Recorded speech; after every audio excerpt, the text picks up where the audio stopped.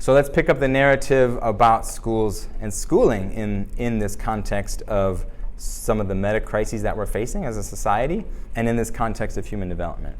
So we have plenty to be concerned about when we're looking at how our children are experiencing this complex and complicated world, right? We have completely unprecedented emergence of our relationship to screens and digital technology, which humans before have never had to deal with or think about. When we look at schools, we see a lot of stress. We see standardization. We see an emphasis on standardized testing, competition, academic early education. And I would argue that much of this is the legacy of modernity. We're still kind of stuck in fundamentally modernist approaches to education. And we're seeing a lot of tension between modernity and post-modernity sort of fighting in education, but we're not really taking a fully postmodern developmental approach to education yet, which is what we need to move toward. So we need to be thinking about how our social environment is impacting us and our children and what we can do to protect childhood and to nurture positivity and well-being. Life in the U.S.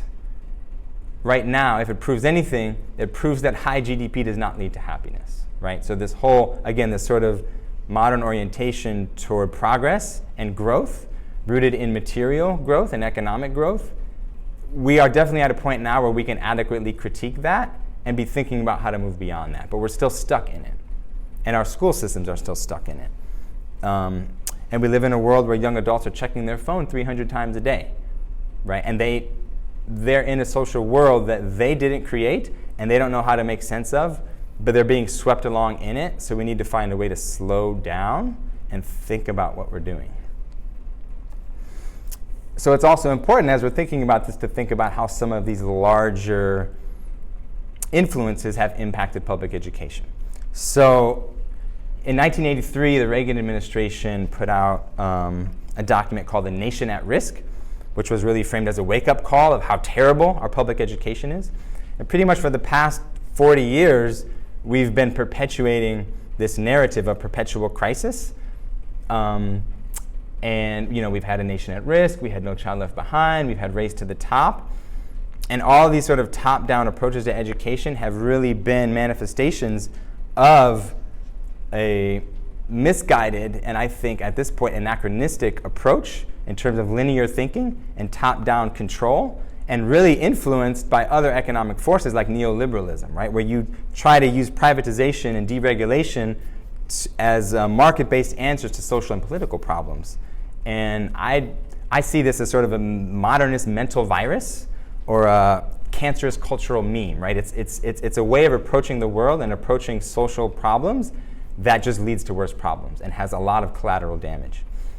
And it's founded on some implicit meta theories that we are not often talked about, but are really animating a lot of what's happening, right? So you can think of it as reductive human capital theory, which is the idea that the whole purpose of education is to prepare people for the workforce, right? But the way that our public education system was developed in the industrial age, it really was about sorting people and getting people ready to work in factories.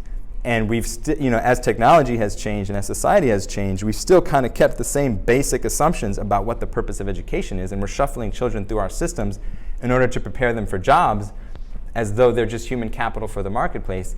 And all that needs to shift, and it's going to have to because the marketplace is going to shift so much. It would be better if we could get ahead of the curve a little bit and start thinking more deeply about what we're doing. But either way, it's going to have to change. So what we've seen over the past 40 years is this vicious circle of perceived crises and then political reforms to address the crises.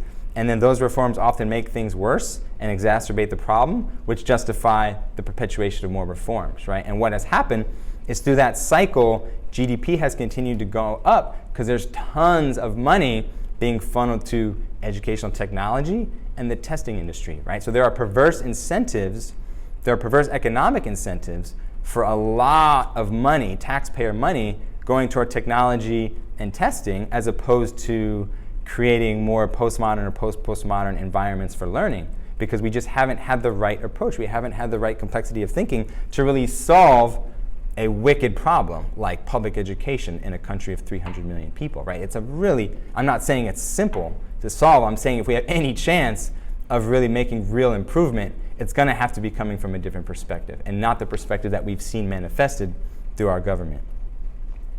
So the main drivers of educational policy have not been influenced by what we know about learning and development. We need to be able to see that and critique that so that we can change that. The development of technology and the demands of bureaucracy and the demand for the perpetual increase in economic growth and spending have really been some of the main drivers of what's happening in schools. If you're thinking broadly and nationally, I'm not talking about the level of teachers in classrooms.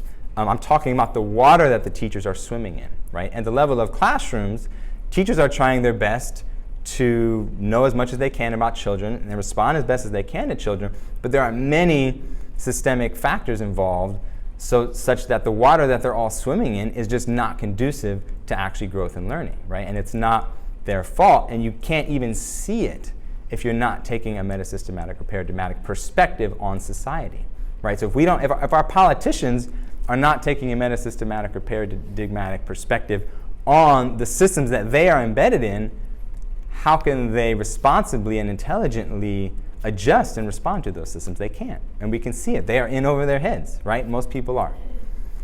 So we see this research policy gap where what's happening is not really reflecting what we know about teaching and learning and brain development and human development. But we can't really understand what's happening in education if we don't understand these broader ideological, economic, and historical influences.